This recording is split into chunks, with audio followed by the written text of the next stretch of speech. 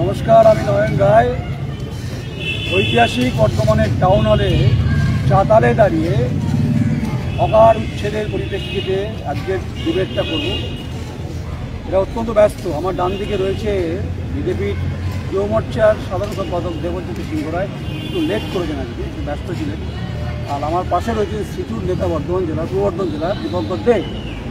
তো আমি প্রথমেই শুরু করি বিখ্যাত চারটে লাইন দিয়ে। এস.এম. তৌফিকুর রহমানের একটি লেখা। তিনি বলছেন, এখানে হাকি ওখানে হাকি, তাই তো আমি হকার, তাও আমি নাই তো বসে তোমার মতো বেকার। যদি পশ্চিমবঙ্গের মুখ্যমন্ত্রী মমতা বন্দ্যোপাধ্যায় 24শে জুন নবান্নের সভাকক্ষে ঘোষণা করলেন হকার উচ্ছেদ প্রস্তাবে। তারপর 27শে জুন সিদ্ধান্ত নিয়ে 1 মাসের রিল্যাক্সেশন চলবে। এবারের লোকসভা নির্বাচনে বহু পৌর এলাকাতে কার্যত ভারতী কারণেই কি হকার উচ্ছেদ, নাকি এর পিছনে অন্য কোনো অভিসন্ধি ছিল? এবং উনি তো আমাদের মাননীয় মুখ্যমন্ত্রী পশ্চিমবঙ্গে যখন তখন যা খুশি ডিসিশন নেন, কিন্তু এবারে যে উনি এই হকার উচ্ছেদের ডিসিশন নিয়েছেন, এটা আমাদের মনে হয় বা আমাদের দলগতভাবে আমরা এটাই মনে করি যে শহরাঞ্চলে ওনার ফল খারাপ হয়েছে এবং শহরাঞ্চলে উনি আশানুরূপ ফল করতে পারেননি, ওনার দল করতে পারেনি। সেই জন্যই উনি একটা আক্রোশবশত এবং যে সমস্ত মানুষরা তাদের ফুটপাতের ধারে তাদের রুজি রোজগার করে, তাদেরকে একটা ধাক্কা দেওয়ার জন্য বা তাদেরকে এটা বোঝানোর জন্য যে আমি হচ্ছি এখানকার সর্বময় কর্ত্রী, আমার কথা না শুনলে কিন্তু তোমাদের এই হবে, এরাও একটা বার্তা বা একটা প্রচ্ছন্ন হুমকি দেওয়ার জন্য এটা। দীর্ঘ কয়েক দশক ধরে তোমরা পশ্চিমবঙ্গের সন্তান ছিল। আমি পুরনো কথায় যাব না। বর্তমান যে পরিস্থিতি, গোটা শহর জুড়ে উত্তরপ্রদেশের সাইডে বুলডোজার ছিল। হকারদের করুণ কান্না, আত্মনাদ, ভেন্ডিং নন ভেন্ডিং অনেক গল্প হয়েছে।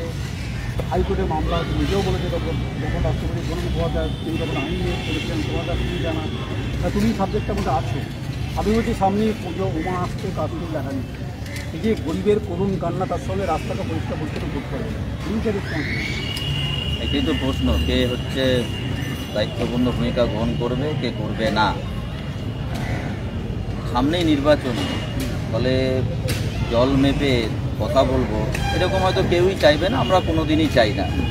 সময়টা খুব গুরুত্বপূর্ণ। আপনি বললেন না 4 তারিখ জুন মাসের রেজাল্ট ফলাফল এসছে লোকসভা, এবং 24 তারিখ থেকেই শুরু হয়ে গেছে, 1 মাসের মধ্যে। কেন আপনারা বুঝতে পারছেন, মিডিয়া দেখাচ্ছে, কিন্তু প্রশ্ন ওইটা না। আমার কাছে প্রশ্ন খুব সহজ। আমরা আমাদের সিআইকিউ থেকে বারবার বলেছি যে হকাররা সমাজেরই অঙ্গ, এবং ভারতবর্ষের সব জায়গাতেই হকারি পেশা আছে, হকাররা আছে, সমাজ বিচ্ছিন্ন এরা না। প্রশ্নটা রুজির, প্রশ্নটা হচ্ছে কীভাবে তার পেটের ভাতের সংস্থান হবে। অন্যদিকে বর্ধমান পৌরসভার ক্ষেত্রে এটাও ঠিক, বর্ধমান শহরের নাগরিকরা পৌর পরিষেবা সঠিকভাবে পাবে কিনা, বর্ধমান শহর যানজট মুক্ত হবে কিনা, এবং ফুটপাতের অবস্থা কী থাকবে, দুটো পরস্পরের সঙ্গে সম্পর্কযুক্ত। কিন্তু তার জন্য একটা সুস্থ পলিসি দরকার, একটা নীতি দরকার। সেই নীতিটা কখন নিল, বা নীতি আদৌ এরা নিতে পারছে, এই নিয়ে ধোঁয়াশা আছে। দেখুন না, একটু আগেই, এবং এই সামনেটা দেখুন না, একদম কোঅপারেটিভ ব্যাংকের সামনেটা বললো ফুটপাত উচ্ছেদ হবে, ফুটপাত দখল করে আছে ওদের কথা অনুযায়ী পৌরসভার। মানুষ হাঁটাচল করবে, কোথা থেকে হাঁটাচল করবে? আবার তো গ্রিল দিয়ে ঘিরে দিল। ফুটপাত যদি ঘিরে দেওয়া হয় তাহলে মানুষ হাঁটবে কোথা থেকে? তাহলে এইটার সমাধান দরকার আছে, এবং তড়িঘড়ি না। এর জন্য একটা পলিসি আছে, আইন আছে। আমি আইনের কথা আগেও বলেছি। বিজেপির প্রতিনিধি আছে, এরা জবাব দিচ্ছে। বাংলা থেকে 12 জন এমপি আছে, মমতা ব্যানার্জির 29 জন এমপি আছে। ভূমিকা এখানে আমি এই কথা হচ্ছে বিজেপির ভূমিকা নিয়ে হকার উচ্ছেদ বিজেপি এখানে অপোজিশন। আপনারা এখন মাইক্রোস্কোপে আছেন, দেখা যাচ্ছে না, অনেকে বলছে আপনারা রাস্তায় আছেন বলছে, কিন্তু মাইক্রোস্কোপে যখন আছেন দেখা যাচ্ছে না বলছে। যে এরকম দেখা যাচ্ছে, এরা তো 72-73 এমএলএ আছে, ওদের 12টা এমপি আছে, বিরোধী দলনেতা রয়েছে, তিনি চিৎকার করছেন। হকারদের ক্ষেত্রে বিজেপির স্ট্যান্ড আপনাকে মনে হয় যে প্রথমে তৃণমূলের সাথে ওদের কোনো সেটিং পলিসি চলছে? এটা তো পরিষ্কার। বিজেপি আছে টিভিতে, সংবাদপত্রের পাতায়, নাহলে আমি ওই যে বললাম না 12 জন এমপিতে এবারও জিতেছি। এবং এই আইন তো মমতা ব্যানার্জির তৈরি করা না, এই আইন কেন্দ্রীয় সরকারের, দি স্ট্রিট ভেন্ডর্স অ্যাক্ট। এই যে অ্যাক্ট তৈরি হয়েছিল 14 সালে, 14 থেকে আজকে 2024, 10 বছর। কেন পশ্চিমবাংলায় কার্যকরী হলো না? মমতা ব্যানার্জিও কেন করলো না? এবং বাংলা থেকে যারা এমপি রয়েছে বিজেপি, তারা কেন আজকে কথা বলছে না? ফলে আমি আবার বললাম না, ভাতের দাবি। এবং বর্ধমান নাগরিকদের সাথে হকারদের একটা মানসিক লড়াই করিয়ে দেবেন না, বাঁধিয়ে দেবেন না। কেননা এটাই দেখুন, ধরুন আপনি হকারি করেন না, হতেই পারে, আপনার পরিবারের কেউ করতে পারে, নাও করতে পারে, আপনার রিলেটিভ করতে পারে, নাও করতে পারে, আপনার প্রতিবেশী করতে পারে, নাও করতে পারে, কিন্তু এমন পাড়া পাবেন না যেখানে একজন হকারি পেশার মানুষ পাবেন না। উনি তো আপনার প্রতিবেশী বা পাড়ার মানুষ, তার বিরুদ্ধে তো আপনি বিষোদ্গার উগড়ে দিতে পারেন না। এমন ভাব দেখাচ্ছে যেন হকারদের জন্যই সমস্ত মানুষের হাঁটা চলা অসুবিধা হচ্ছে। ব্যাপারটা যেরকম না, আইন বলছে যা জনসংখ্যা একটা টাউনের, কেন্দ্রীয় আইন বলছে তার 2.5%কে হকারি পেশার মধ্যে সুষ্ঠু পরিবহন ব্যবস্থা আনা যায়। ফলে 2011 সেন্সাস যদি দেখেন, বর্তমান 11, আজকে কিন্তু 24, 11তে ছিল প্রায় 3,14,000 জনসংখ্যা, আজকে 4 লাখ প্লাস, মানে 10 থেকে 12,000-এর হকারকে এখানে ব্যবস্থা করা যায় এবং সুষ্ঠু পরিবেশের মধ্যে দিয়ে। তার জন্য টাউন ভেন্ডিং কমিটি দরকার। কোথায় গেল বিজেপি উত্তর দিক, তৃণমূল কংগ্রেস উত্তর দিক। আপনাদের বিরুদ্ধে অভিযোগ আছে, সেটা নিয়ে অনেক বড় বিতর্ক হয়ে যাবে। সেটা আমি চাইছি না এই মুহূর্তে আজকে ঐতিহাসিক টাউন হলে আপনি যত খুশি প্রশ্ন আমি যেতে পারি, অপারেশন শান্তি যেতে পারি, আমরা উত্তর দিতে রাজি। একদম লেফট ওরা তো নেই, অ্যাকচুয়ালি ফিগারে নেই, বলছে না তোমরা মাইক্রোস্কোপে দেখা যাচ্ছে, তাও বলছি দেখা যাচ্ছে না। আপনারা হচ্ছে আপনাদের 12টা মেম্বার অফ পার্লামেন্ট, 573 থেকে আপনাদের বিধায়ক হয়ে যাচ্ছে না, কখন কোন দিকে চলে যাচ্ছে। আপনাদের এলোকি এক কথা বলছে, কিন্তু আপনাদের বিজেপির যে সংগঠন পরিবর্তন দেখলাম তো হকারকে করুন আপনাদের করুন কাহিনী দিচ্ছেন আপনাদের মুভমেন্ট। দেখুন, আমাদের বিরোধী দলনেতা মাননীয় শুভেন্দু বাবু মহাশয়, উনি হকারদের নিয়ে প্রথম দিন থেকে রাস্তায় আছেন এবং উনি বলেছেন যে যদি এক মাসের টাইম পিরিয়ড না দেওয়া হয় তাহলে এই বৃহত্তর আন্দোলন হবে। সেই অনুযায়ী ওনারা পরেই তারপরেই আন্দোলন করছেন। বলছি দেখুন, টাইম পিরিয়ড এখন শেষ হয়নি, এখন 1 মাস চলছে, 1 মাসের টাইম পিরিয়ড চলছে। শুনলাম নাকি 1 আগস্ট থেকে আবার বর্ধমানে টাউনের বুকে আবার, হ্যাঁ ওটাই আমি আসছি। আজকে বৈঠক হচ্ছে এবং সেই বৈঠক থেকে নাকি সিদ্ধান্ত হবে যে 1 আগস্টের পর থেকে আবার নাকি বর্ধমানে বিভিন্ন জায়গা জুড়ে হকার উচ্ছেদ হবে। না শুনুন, বলি আপনাকে দেবজিৎ বাবু, হ্যাঁ এবার শুনুন, আমি বলি नौशीन कपड़ा मकान प्रश्न बुनियादी तौर पर जहाँ पर बात होता है हम उसी हद पे हैं। तो बुलडोजर चलবে, बुलडोजर ভাঙার কথাবার্তা চলে যাচ্ছে। আপনি তো বিস্তারিত বলতে হবে। আমার প্রশ্ন নিরপেক্ষ নয়, পূর্ব বর্ধমান জেলা বিজেপি যুব মোর্চা রাস্তায় আছে কি আদৌ? দেখুন, আজকে যে হকার উচ্ছেদের যে ব্যাপারটা চলছে এটা নিয়ে আমাদের স্ট্যান্ড প্রথম থেকে পরিষ্কার। আমরা বলেছি মানুষের রুটির ব্যাপার, এক্ষেত্রে মানে মানুষকে সময় দিয়ে তাকে অন্য জায়গায় উঠে দিয়ে বা তার পুনর্বাসন করে এটাকে কিন্তু সুস্থভাবে সলভ করতে হবে। এবং তা বলে এটা নয় যে দেখা গেলো যে হকার মার্কেটে আমার দোকান রয়েছে, আমি দোকানটা ভাড়া দিয়ে রেখেছি, ভাড়া দিয়ে আমি এদিকে যেমন ফুটপাতে বসে দেবো, এটা নয়। কিন্তু এটা আমি আসছি ওটাই বলতে আসছি। এই পশ্চিমবঙ্গে এই এত হকারি বসানো এবং বেআইনিভাবে বসানো, এর কিন্তু মানে সস্তা বলতে পারেন বা এর একদম মানে হ্যাঁ একদম মাস্টারমশাই বলতে পারেন। এই যে বাম জামানা বা বাম পরিস্থিতি যে সমস্ত নেতা আছে তারা, আপনারা মাস্টারমশাই আপনারা হকার মার্কেট করবেন বর্তমানে, আপনারা হকার বসে সারা বর্তমান তারা প্রত্যেকটা হকার মার্কেট ভাড়া দিয়ে আছে। এই হকাররা রাস্তায় দোকান আছে, তার সাথে ফুটবলে দেখুন একটু টেকনিক্যালি লজিক দিয়ে আলোচনা করুন। দেখুন আমি ভাই আছে, দেখুন যদি আমি যারা শুনছে আপনাদের মাধ্যমে বলছি, দেখুন না সেন্সিটিভ বলেই বলছি, আমি কোনো রাজনীতির কথা বলছি না। দেখুন হকারি পেশা আজ থেকে না, আমি আবার বললাম হকারি পেশার সঙ্গে যুক্ত মানুষ আপনার আশেপাশে আছে, যারা হকারি করে এবং যারাই হকারদের কাছ থেকে জিনিস কেনে স্বল্প মূল্যে কিনে, মানে এই পেশায় যারা যুক্ত তারা স্বল্প মূল্যে দেয় এবং এই পেশায় স্বল্প মূল্যে কিনতে আসে অনেক মানুষ। জেনে রেখে দিন, কেউ রিলায়েন্সে যায় না চট করে, যার পকেটে প্রচুর টাকা সেই রিলায়েন্স থেকে কেনে, এটা মনে রাখতে হবে না আপনাকে। তাহলে এই যে ক্রেতা বিক্রেতা, এটাও তো একটা অর্থনীতি, এই অর্থনীতি দাঁড়িয়ে আছে। এবং আমি বললাম হকাররা সমাজ বিচ্ছিন্ন না, এই আইনটাকে যদি কার্যকরী করতো, এই যে বড় বড় কথা বলছে না, শুভেন্দু অধিকারী নরেন্দ্র মোদীকে বলুক একটা চিঠি দেখার যে 2014 সালে স্ট্রিট ভেন্ডার্স অ্যাক্ট কেন পশ্চিমবাংলায় এখনো ইমপ্লিমেন্ট হলো না। এই রাইটস তো আছে, এমপিরা পার্লামেন্ট সেশন চলছে বিজেপির, কোথায় এখানে দেখেছেন নাকি একবারের জন্য কোনো লড়াই আন্দোলন করছে? আমাদের মিছিল দেখেছেন, বৃষ্টিতে ভিজে মিছিল, ওইটা বড় প্রশ্ন না। আমার প্রশ্ন হচ্ছে দল মত নির্বিশেষে সমস্ত রাজনৈতিক দল আসুক, কেননা এই মানুষগুলোর রুজি বাঁচাতে হবে। সামনে পুজো, আপনি বললেন না কি হবে, আপনাকে আমি ছোট্ট উদাহরণ দিই, অনেক মানুষের সাথে কথা হয়েছে, আপনি দেখেছিলেন ওই কান্না মহিলা উচ্ছেদের পর কি বলছিল, আমি 40 বছর ধরে ব্যবসা করছি, ওই যে কোর্ট ওই যে আমাদের স্টেশন যে ফুড অফিস আছে তার সামনে, এখানে ফুল বেচে, বামামালা ছেড়ে দিন, 42 বছরের দোকান উঠিয়ে দিল। আমি বলছি উঠাবার আগে আইনে যা বলা হচ্ছে 1 মাসের আগাম নোটিফিকেশন করতে হবে এবং যখন জনস্বার্থেও কিছু হবে, বৃহত্তর স্বার্থে, তখন কি করতে হবে, পুনর্বাসনের ব্যবস্থা করতে হবে। তাহলে বর্ধমান পৌরসভা, ভালো করে শুনে রাখুন, বর্ধমান পৌরসভা তৃণমূল কংগ্রেসের, এমএলএ এমপি তৃণমূল কংগ্রেসের, রাজ্য সরকার তৃণমূল কংগ্রেসের, এবং গোটা দেশে রয়েছে বিজেপি, তারা এই আইন এনেছে। পশ্চিমবাংলা থেকে 12 জন এমপি আছে, তারা কেন জোর গলায় এটা বলছে না যে আমরা সবাই মিলে আসুন পুনর্বাসনের ব্যবস্থা করি, সুষ্ঠু নীতি তৈরি করি? এই কথা জোরে বলতে পারবে? কোনো গালাগাল করার বিষয় নেই। এই যে আপনি শোটা করছেন, এখানে কিন্তু আমি কাউকে গালাগাল করতে আসিনি। আমি বলতে এসছি ওই যে লোকটা ব্যবসা করতে একটা বলতে দিন, ওই যে সেলাই করতো, হ্যাঁ এই শব্দটাই, সেলাই করতো একটা ফুটবলের, সে ওইখানে দোকানি করতো 22 বছর ধরে। সে হঠাৎ করে উঠিয়ে দেওয়ায়, আমি না এটা বলতে হবে, সেন্সিটিভ কেন আমাকে বলতে হবে, সে আজকে উচ্ছেদ হওয়ার পর একটা ঠেলা গাড়ি করেছে 5200 টাকা দিয়ে। সে কি বলছে জানেন? আমার গোটা জীবনের সেভিং, মানে তার পরিবার কি চলছে, ছেলে মেয়ের পড়াশোনা কি হবে, কেউ খেয়াল রাখছে? এই প্রশ্ন বিজেপি দিক, তৃণমূল কংগ্রেস, তারপর রইল অন্য কথা। তৃণমূল কংগ্রেসের আমরা ইনভাইট করেছিলাম, গতকাল দেবজ্যোতি ছিল, পুনরায় বিশ্ববিদ্যালয় এসেছিলাম, তারা আসেননি। কেন আসেননি তার উত্তর তৃণমূল কংগ্রেস দিতে পারবে। হতে পারে তাদের কম্পালশন থাকতে পারে, সমস্যা থাকতে পারে। আপনি বিধানসভাটা বলছিলেন না, নরেন্দ্র তখন কৃষি মন্ত্রী বাম ছেড়ে চলে যাওয়ার পরে বিপদে পড়ছে মুখ্যমন্ত্রী। মেট্রো ক্যাশনকারীকে আসতে না দেওয়া নিয়ে নরেন্দ্র, আপনার মনে আছে, হাসছেন জানেন, আপনি অন্য কথা বলেনি আপনি তো, এই নরেন্দ্রের গোটা ফ্রড লস করি ওটা আন্দোলন করেছে যে মেট্রো ক্যাশনকারী আনতে হবে, তাহলে পেটে বছর বাসস্থানের ক্ষেত্রে সমস্যা। এটা আপনি বললে অস্বীকার করার উপায় নেই। মেট্রো ক্যাশনকারী এক্সাম্পল দিলাম, আমার কথা হচ্ছে ওরা বলছে এখানে যারা জীবন তার সঙ্গে রুটি কাপড়া মকানে লড়াই করছে। দেবজিৎ ওইখানে আমি আপনি প্রত্যেকে বাজার করতে যাই, মুশকিলটা হচ্ছে এখানে এক একটা শপিং মলে একটা কিনলে 2টো ফ্রি, 3টে কিনলে 4টে ফ্রি। বর্ধমান শহরে 2 বছর ধরে দক্ষিণ আমাদের বাস বন্ধ আছে, ব্যবসা বিসি রোড থেকে উত্তর ফটকে করুণ অবস্থা অর্থনৈতিকভাবে। দক্ষিণ আমাদের বাজার কার্যত আসছে না। এখানকার হকারদের উচ্ছেদ, যদিও মুখ্যমন্ত্রী বলেছেন, মুখ্যমন্ত্রী বলে যে কার ঘাড়ে মাথা আছে সে করবে না। বিজেপি পার্টি ওভারঅল ইন্ডিয়া, আপনারা এনডিএতে এই মুহূর্তে পার্টনারে আছেন, পশ্চিমবঙ্গে 12টা, আপনাদের ভূমিকা সত্যি নীরব। দেখুন, ভূমিকা নীরবের ব্যাপার নয়, বা এই বিষয়টাকে নিয়ে আমরা রাজনীতি করতে চাইছি না, বা এটা রাজনীতির রুটি শেখার মানে সময় নয়। ব্যাপার হচ্ছে গরিব মানুষ। রুটি কে শেখছে? রুটিটা কে শেখছে? গরম হিটারে রুটিটা কে শেখছে? রুটিটা কে শেখছে আপনিও জানেন, আমিও জানি। কে কারা শেখছে? দেখুন, গরিব মানুষ সিপিএম শেখছে কি?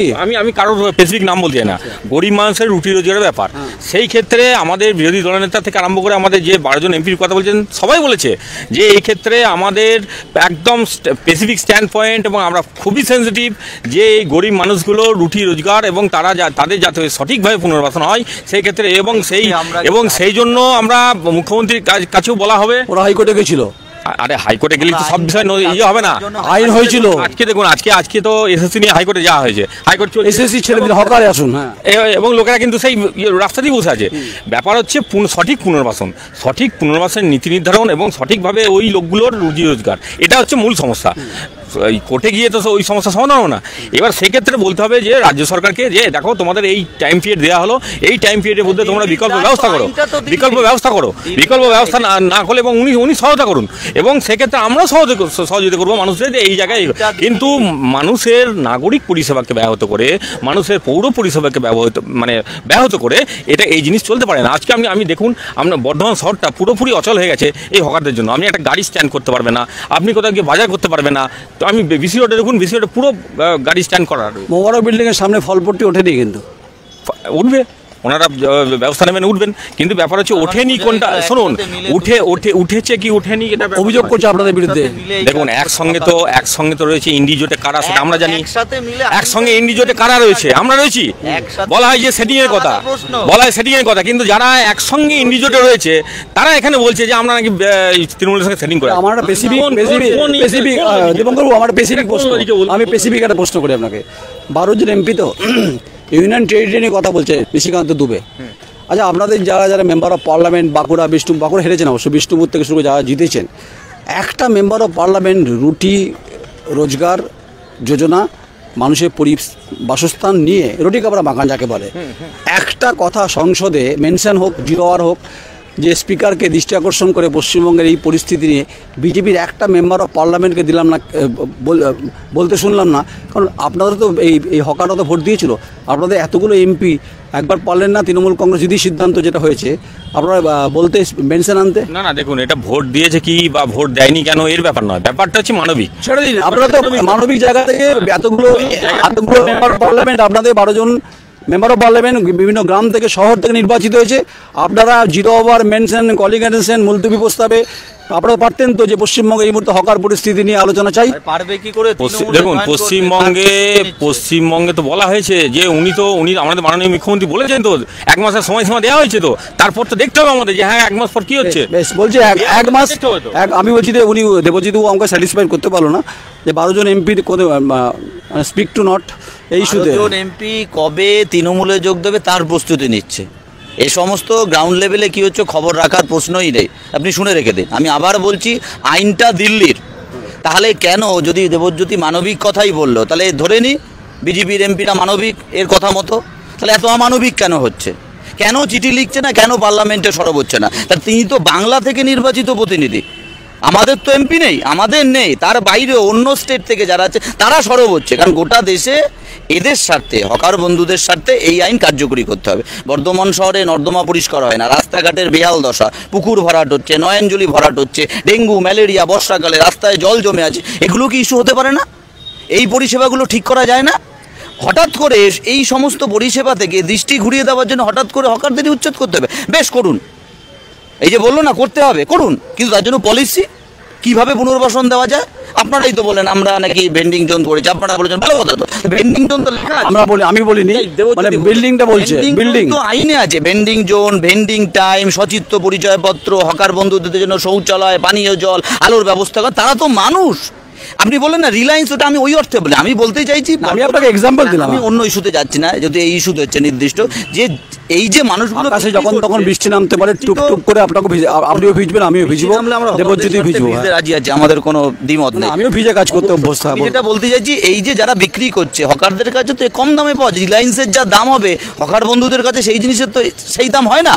ফলে যারা কিনতে আসে তারাও স্বল্প আয়ের মানুষ, একটা তো অর্থনীতি করে কোনো শর্ট আউট বেরোচ্ছে না কিন্তু এখান থেকে। আমি তো শর্ট আউট বললাম, এই আইন ইমপ্লিমেন্ট করতে হবে।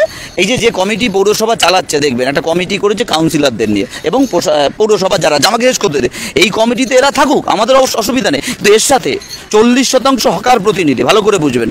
তারপরে রেজিস্টার্ড ইউনিয়ন, আমি আবার বলছি, কোনো দাদা যারা ডালা ঠেলা বসিয়েছে তারা কি করবে? যারা বসিয়েছেন আপনারা বসিয়েছিলেন, তাদের কথা বলছি না, ওটা তো অনেক আপনারা বসিয়েছেন তো, এই শহরে ডালা ঠেলা কলা সব আপনারা করেছেন। ওই ডালাতে যে সুন্দর আপেলটা থাকে না বড়, তো আপনি আমাকে আগের আলোচনায় মনে করেন বলে নি আপনাকে 3 জুলাই আপনি শুনুন না প্লিজ শুনুন না, এক মিনিট বর্তমান সিচুয়েশনকে ডাইভার্ট করবেন না। আমি করিনি, আমি আপেলে আসছি। তৃণমূল কংগ্রেস সরকার 13 বছর আছে, বিজেপি 14 থেকে 24, যারা সত্তাতে আছে, সরকারে আছে, তাদের দায়িত্ব আমাদের তো মানুষ সরিয়েছে, বামপন্থীদের 11 সালেতে সরিয়েছে। আমি আপেলের গল্পটা আপেলটা বলি একটু, আপেলটা ওগুলো ঘুরিয়ে কথা বলবেন না। আমি এখন বলছি প্রেজেন্ট সিচুয়েশনে 13 বছর ধরে আপেল কোথায় ঢুকছে, টাকা কোথায় ঢুকছে, আমি সেদিকেও যাচ্ছি না, আমি বলছি না, আমি তার আগে আপেলের কথা বলতে চাইছি, ওদিকে যাচ্ছি। আমার প্রশ্ন হচ্ছে যে এই মানুষগুলোর পুনর্বাসন কবে হবে, এবং বর্ধমান শহরের পরিষেবা কবে সচল হবে, মানুষের পক্ষে স্বাচ্ছন্দ্য করাবে, এইটা আমাদের প্রশ্ন। মুখ্যমন্ত্রী মমতা বন্দ্যোপাধ্যায় যে সিদ্ধান্ত নিয়েছে, আমি সিদ্ধান্তে বিরোধিতা করতে পারি না, কারণ আমি গণতন্ত্রের 4 পিলারের ভূমিকা খুব আমার পরিষ্কার। রুটি কাপড়া মাকানের প্রশ্নে এটা ভারতবর্ষের স্বাধিকারের প্রশ্ন, সবার এই প্রশ্ন করার অধিকার আছে।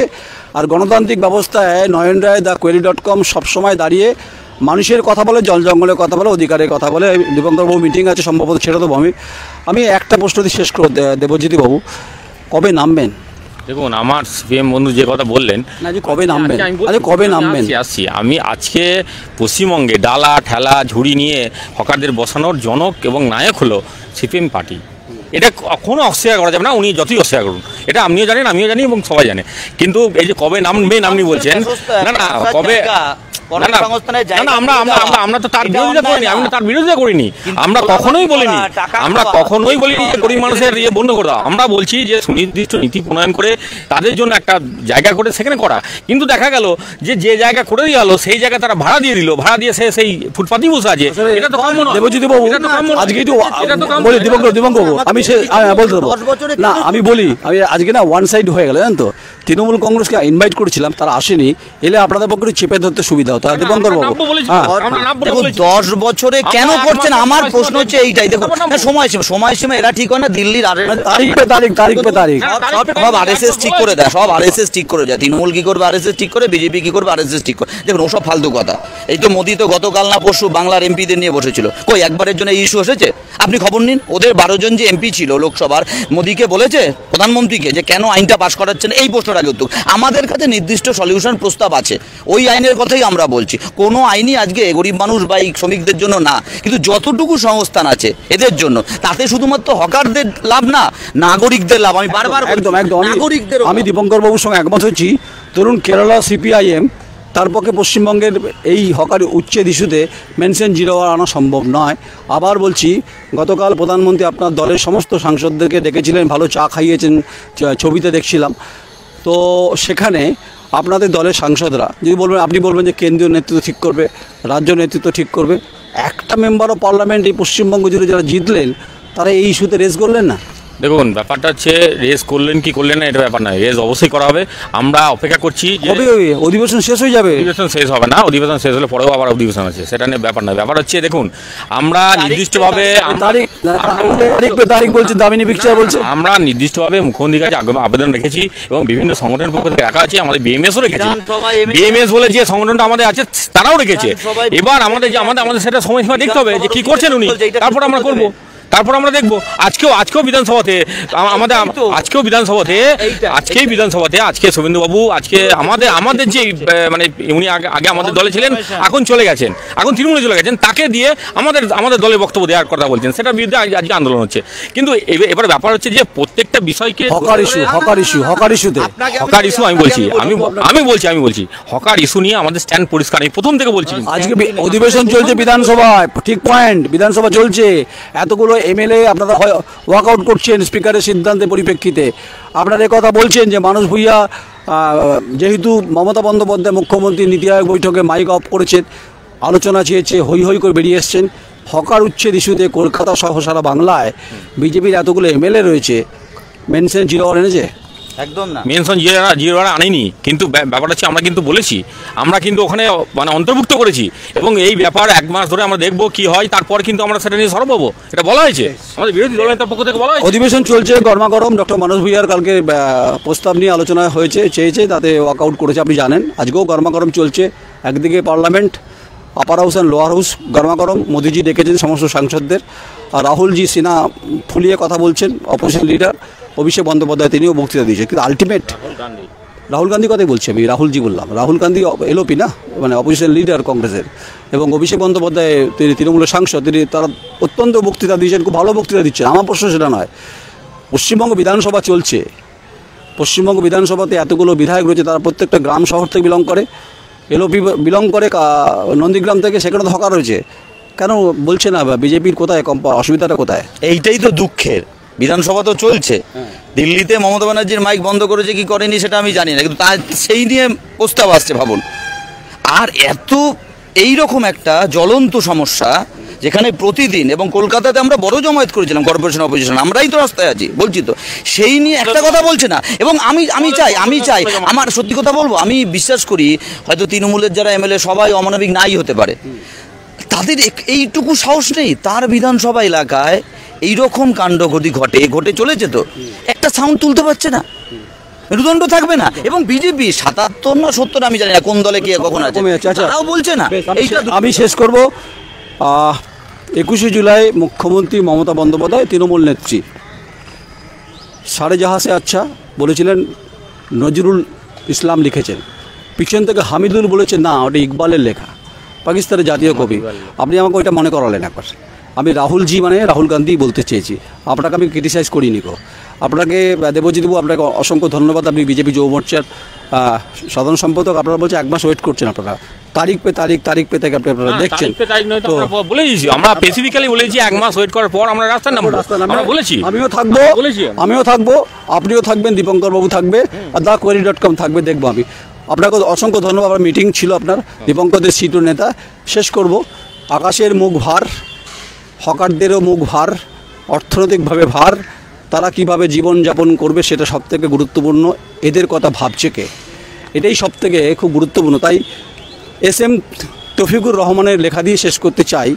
বলছে, মাঝে মাঝে ঘাম ঝরে যায় এখনও এখান ওখান যেতে, তাও 2-3 টাকা রোজগার, কষ্ট হয় খেতে, এটাই বাস্তব, এটাই हकीकत, এটাই बुनियादी स्तर पर जो बात होना चाहिए, चाहे बीजेपी हो, चाहे CPM हो, चाहे तृणमूल कांग्रेस हो, हक की बुनियादी स्तर पर लड़ाई लड़ना होना चाहिए, बात होना चाहिए। 12 জন মেম্বার অফ পার্লামেন্ট বিজেপি বলছেন না, যদিও বলছেন যে তারা নাকি আলোচনা করছেন। আর বিজেপি পূর্ব বর্ধমান বলছে আমরা 1 মাস অপেক্ষা করব, আমরা ওয়েট করব। কারা ময়দানে নেমে আন্দোলনটা করছে, সঙ্গে থাকুন, দেখতে থাকুন। আমরা সরকারে যেমন কথা বলছি, তেমনি মেহনতি মানুষ যারা রুটি কাপড়া মাখান, যারা শরীরে রক্ত ঘামকে যারা কার্যত প্রতিদিন লড়াই করে বেঁচে থাকছেন, আমরা তাদেরও পুনর্বাসনের বিষয়ে সরকারকে ভাবতে বলবো। সঙ্গে থাকুন, দেখতে থাকুন। আমার চিত্র সাংবাদিক ঐন্দ্রিলা ব্যানার্জি, আমার সহকর্মী অনন্যা ব্যানার্জি, আমি নয়ন রায়। নমস্কার। तो अब से घी खाओ देसी और चलाओ सिर्फ मैसी, क्योंकि बाकी सब सिर्फ ट्रैक्टर हैं। ये मैसी।